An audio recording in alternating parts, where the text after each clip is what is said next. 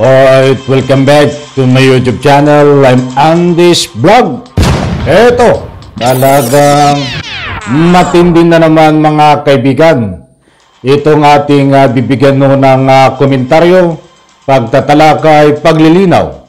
Sapagkat itong dating Presidente Digong magiging wanted sa batas unang ICC. Nako po. Anong nangyari na, mga kaibigan?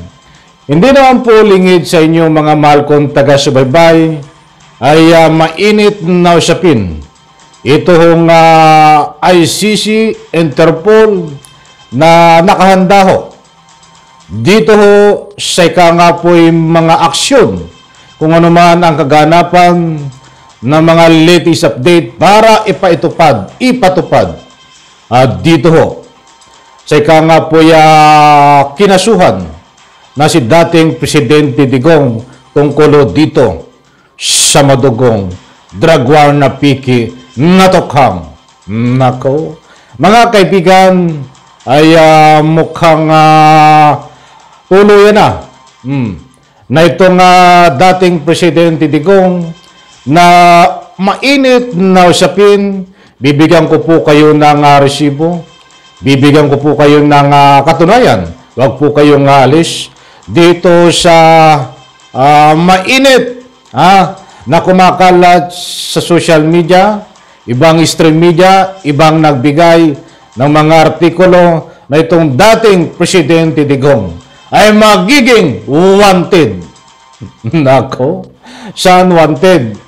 I'm sure magiging wanted dito ay dito ho sa batas ng ICC. Libigyan po natin ng linaw yan maya-maya. Talagang ano na nangyari? Lahat to ng mga kampo ni Digong, mga kaibigan, mga kasama ay mga wanted. Ay palagay ko yung susunod na ho ito. Ito nga si Digong. Ang buhay nga naman ay pagulong-gulong mga kaibigan. Minsan nasa taas, minsan nasa baba. Ang matindi dito, ang hindi ho katanggap-tanggap, ay itong mga galawan no ni Digong na marami yung nabiktima na paniwala dito ho sa ginanap niya na madugong drug war. Kaya't ito po ang kihinatnan niya. Kaya nga ito po ang kaso. Kaya't may kaso siya dito sa ICC. Mga kaibigan. Importanteng malaga ho. Napakadami ho nang humihingi ng hustisya dito. Ang naging biktima ho nito ni Digong at ang iba pa nilang ibang kasangkot. Marami ang nabudol Marami ang napaniwala. Alam niyo ho naman, hindi naman po lingid sa inyong kalaman na itong si Digong ay ilang taong namayagpag, ilang taong bumango ang kanyang pangalan ho. Sibalit sa likod ho ng kabanguhan ng kanyang pangalan ay marami ho ang nabudol, marami ang napaniwala na ang kanyang mga gawain na isang legit at may katotohanan. Subalit nagtatago ho pala sila di umano sa mga gawain na nga po'y illegal. Mga kaibigan, hindi ho magkakakaso sa ICC yan. Kung walang illegal, kung walang matibay na ebidensya dito ho sa usapin ng kaso nila sa ICC. Kibuloy wanted. PB's wanted. Bantag wanted. Mga bata ho ni Digong yan Di po ba, mga kaibigan? Si TBC naman nahuli na. Ay pinoproseso na lang ho ng pagbalik sa Pilipinas. Ay ito ho. Na magiging wanted na din si Digong. Diyos ko po, Rode. Dito pa.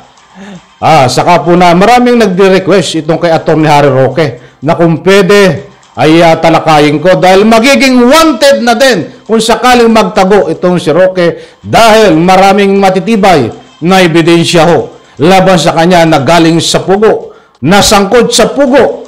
Saka po natin tatalakayan yan. Pinadaanan ko lang konti. Mga kaibigan, sa puntong ito, gusto kong ibahagi ho sa inyo itong ating ika nga po pinagbabatayan na itong si dating Presidente Digong sa visa ho ng warrant of arrest ng ICC ay pwede yung maging wanted. Mga kaibigan, pag sinabing wanted ka, ay nagtatago ka dahil ayaw mo magpahuli. Mga kaibigan, bibigyan po natin ng linaw. Ito ho, buhat dito sa Politico Scope. Politico Scope, nandiyan no sa screen. Naka-flash ho. Mga kaibigan, inaanyayahan ko po kayong pakinggan, panoorin at nang sa ganun po ay lubos po nating maunawaan. Ito ho, babasahin ko ang nilalaman. Tingin ni political analyst Ronald Llamas, may ilang pwedeng gawin si ex-president Rodrigo Duterte para maiwasan ang pag-aresto ng ICC sa kanya. Maliwanag ho. Itong sinasad dito sa mainit na balita na to, hindi ho ito fake news. Ito isang pag-analisa ng batikang political analyst. Mga kaibigan, 2 hours lang ho ang nakakaraan. Ano po ang mangyayari dito? Pinanood ko po ang kabuang interview at pananaw nito nga political analyst na ito na si Llamas. Sir Llamas, shoutout po. Ay posibleng mangyari. Posibleng mangyari unang gawin ni Duterte. Posible na ito ay tumakas, mga kaibigan, kapag utay-utay na hong tumatakas papuntang China. At nang sa ganun ho, maiwasan itong pag-aresto sa kanya ng ICC, Interpol, sapagkat malapit na hong lumabas sang warrant of arrest. Yan po ang nilalaman na paliwanag po nitong political analyst na si Ronald Llamas. Kahit ako ho, mga kaibigan, at kahit kayo din, mga mahal kong taga-subaybay, hindi po lahat. Marami kong nababasa diyan sa comment section.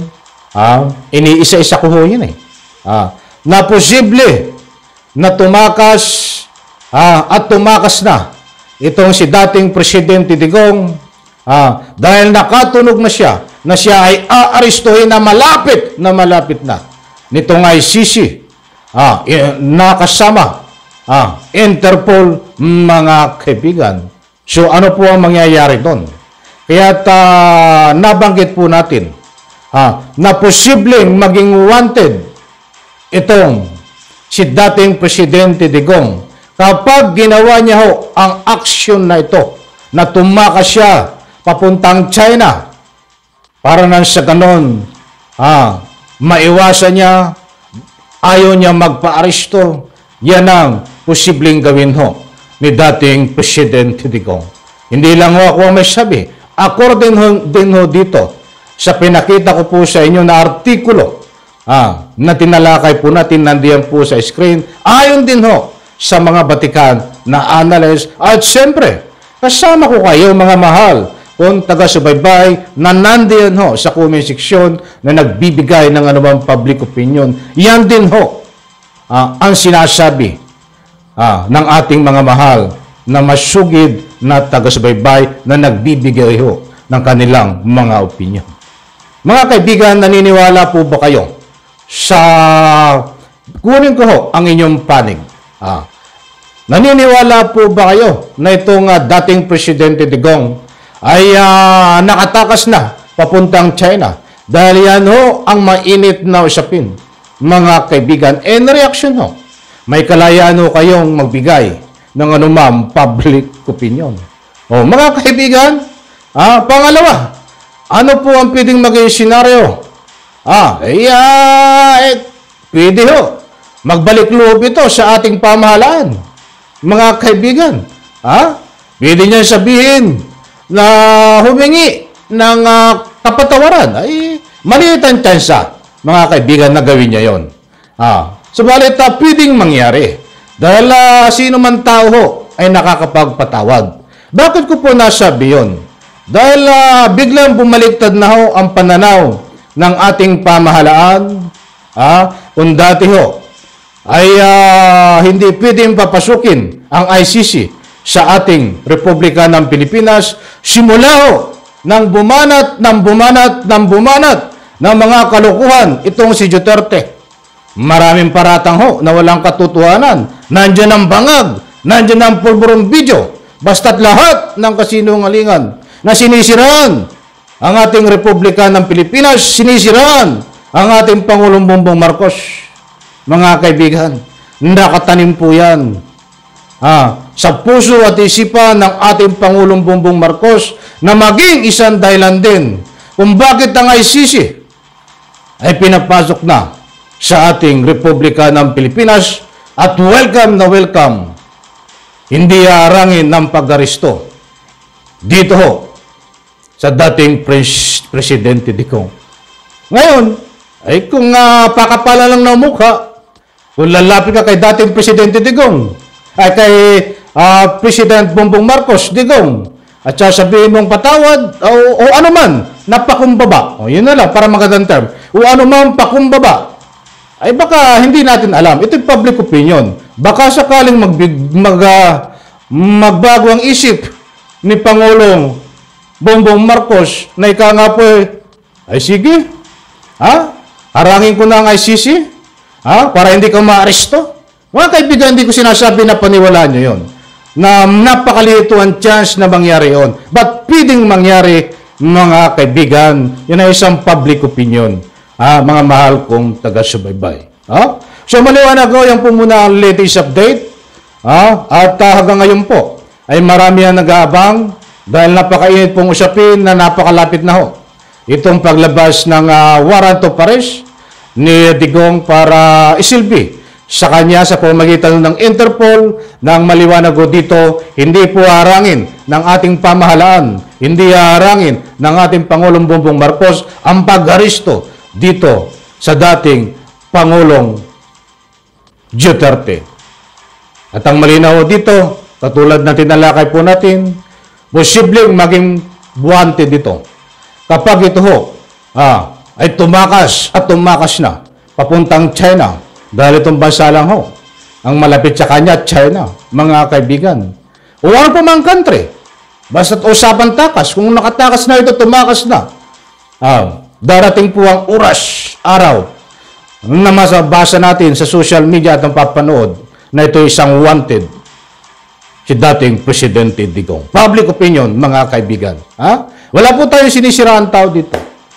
Buti po tayo nagkakaintindihan. Mayroon po tayong pinagbabatayan at yung iba po ay bahagi po ng ating komentaryo. Isa like lang mo sa video na ito, pakisubscribe ang aking maliit na YouTube channel. Maraming salamat po. Pagpalain po tayo lahat. Bye-bye. Palapakan.